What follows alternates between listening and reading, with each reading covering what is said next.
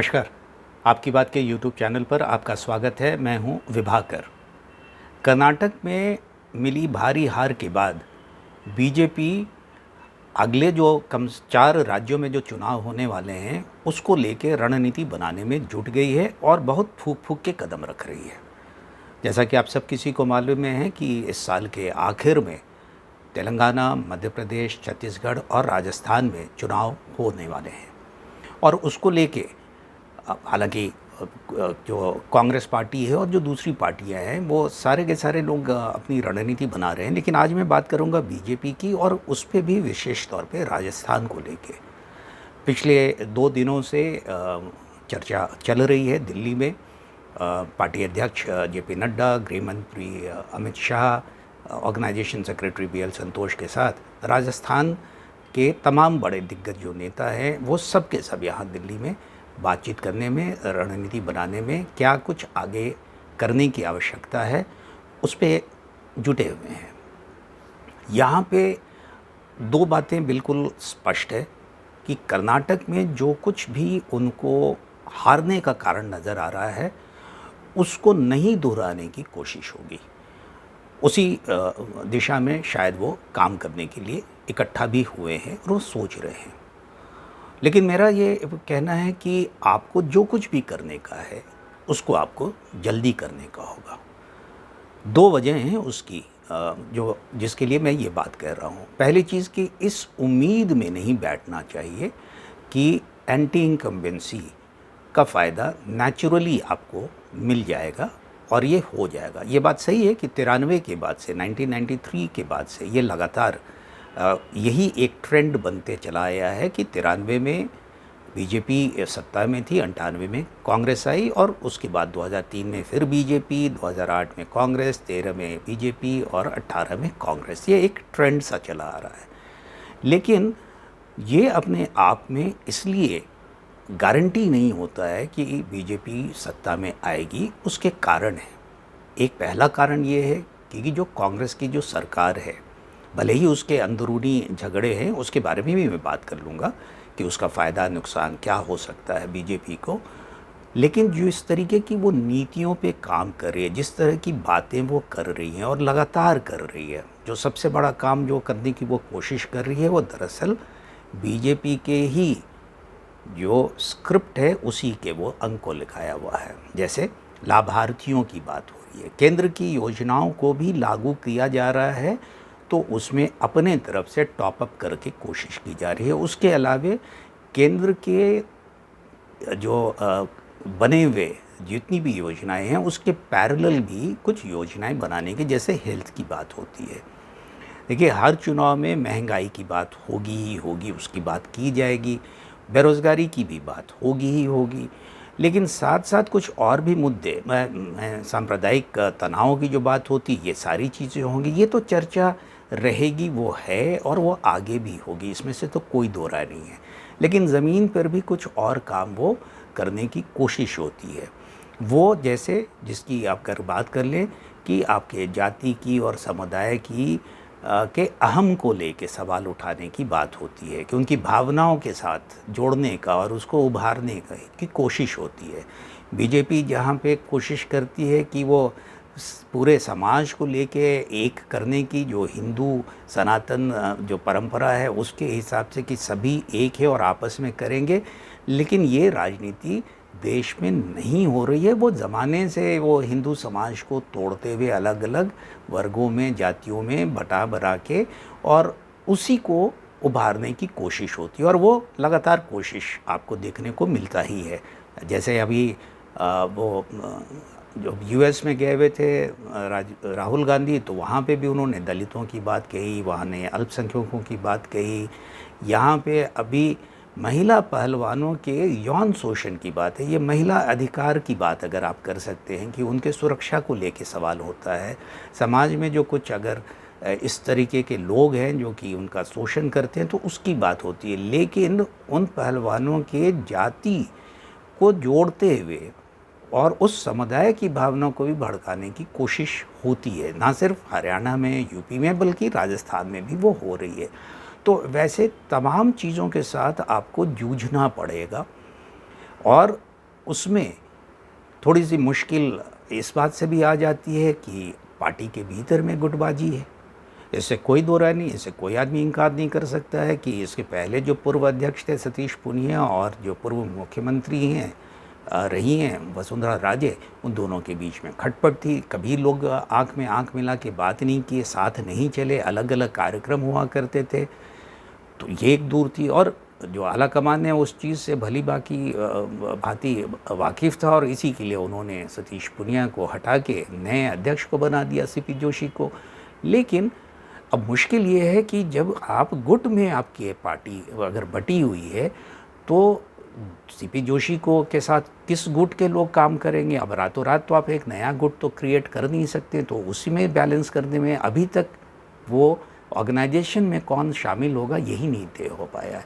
तो जब वो नहीं अगर तय आया तो आगे की रणनीति जो भी आपकी होगी, आप जैसे भी चुनाव में उतरना चाहते हैं वो अभी तक आप कर नहीं पाए हैं। कार्यकर्ताओं को पता नहीं है कि उनको करना क्या है। हालांकि ये बैठक हो रही है तो ये उम्मीद की जा सकती है कि अगले एक सप्ताह 10 दिन में, इस महीने के अंत तक वो पदाधिकारी की बात जो है वो तय हो जाएगी। लेकिन चेहरा कौन होगा? कर्नाटक में चेहरा नहीं देने के बावजूद के कारण आपको नुकसान उठाना पड़ा, ये लोग कहते हैं, और उसमें कुछ सच्चाई भी दिखती है। तो राजस्थान में इस समय चेहरों पे ही लड़ाई होगी। देखिए, मैं कांग्रेस की बात कर रहे थे तो कांग्रेस में दो चेहरे हैं।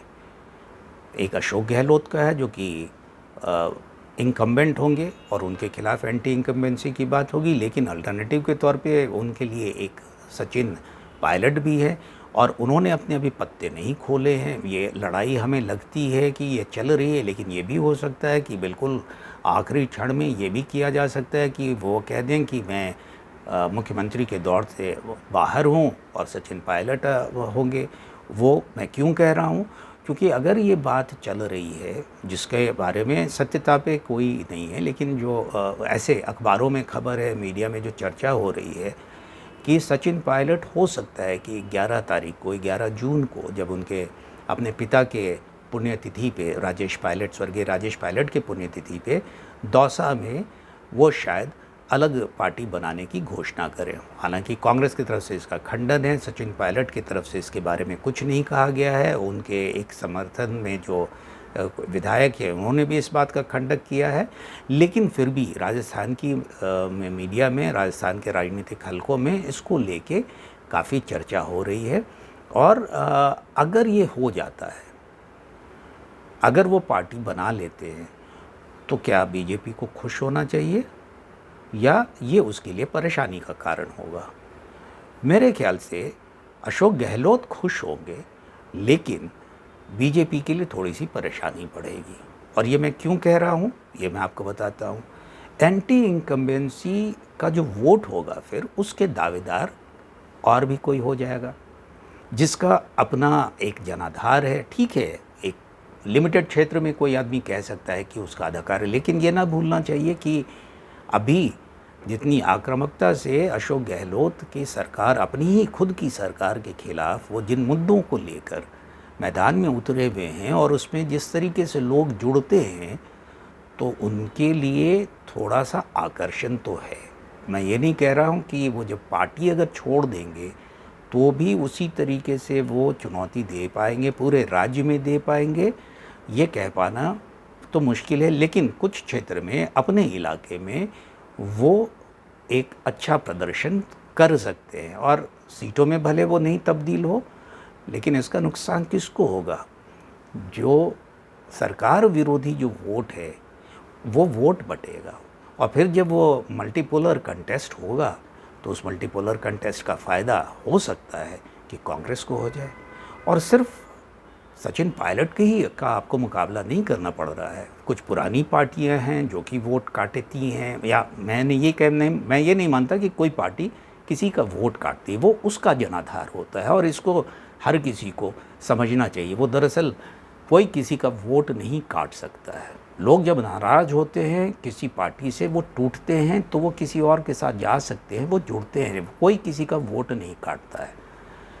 बहुजन समाज पार्टी का अपना आधार है। पिछले भी इसमें उसके विधायक थे। ये अलग चीज़ है कि वो उन्हीं की मदद से अशोक गहलोत सरकार में आए, बना पाने में सक्षम हुए, लेकिन बाद में उन्होंने पार्टी को ही विलय अपने में करा लिया। तो बीएसपी को नहीं भूला जा सकता। उसी तरीके से भारतीय ट्राइबल पार्टी वो मजबूत है ट्राइबल इलाके में सीटों पे, वहाँ पे भी वो 2-3 सीटों पे का ही वो जीत के आए थे, वो अपने आप में एक है।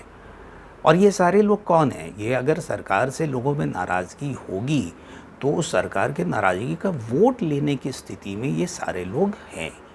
और यहीं पे बात नहीं रुकती है।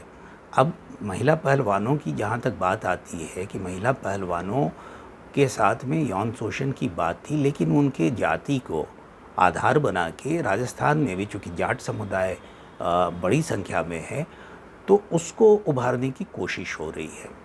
और इसमें जो पार्टी कांग्रेस जो अपने हिसाब से कर रही है, उस माहौल को और फ़ायदा उठाने के लिए या माहौल को बिगाड़ने के लिए, आप जो भी उसको बात कहना चाहें, राष्ट्रीय लोकदल आरएलडी भी मैदान में उतरने की तैयारी कर रहा है। और साथ ही साथ चूँकि हरियाणा में भी चुनाव होंगे 2024 में, और वहाँ पे किसी तरीके का नुकसान नहीं हो जाए, तो दुष्यंत चौटाला की पार्टी वो भी अपने को राजस्थान के मैदान में उतारने की तैयारी कर रही है।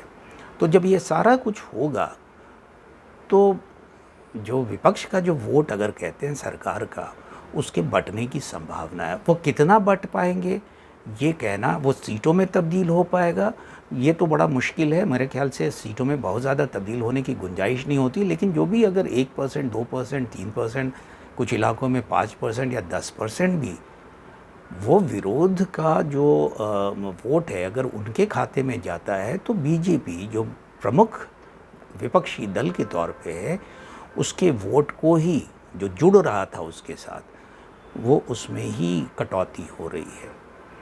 कितनी बड़ी कटौती कर पाएंगे ये कहना मुश्किल है, लेकिन एक चुनौती है। और इस चुनौती से मुझको लगता है कि वो जो आला कमान है बीजेपी का, वो भी समझता है, और उसको बताने के लिए कई लोग भी हैं, उनके अपने सर्वे भी होते हैं, समर्थक हैं, खुद ज़मीन पे उनके कार्यकर्ता हैं, वो इन सारी चीज़ों के बारे में जानकारी देते ही होंगे। तो मैं उम्मीद करता हूँ कि जल्दी ही जल्दी, जितनी जल्दी होगा, कि बीजेपी राजस्थान को लेके अपने जो निर्णय है कि किसके नेतृत्व में वो चुनाव लड़ेंगे, वो उस दिशा में कदम बढ़ाएंगे। तो इस अंक में बस इतना ही। अगले अंक में किसी और मुद्दे पर आपसे बातचीत होगी, लेकिन जाने से पहले आपसे आग्रह है कि आपकी बात के इस YouTube चैनल को आप ज़रूर देखें, सब्सक्राइब करें, लाइक करें और शेयर करें। नमस्कार।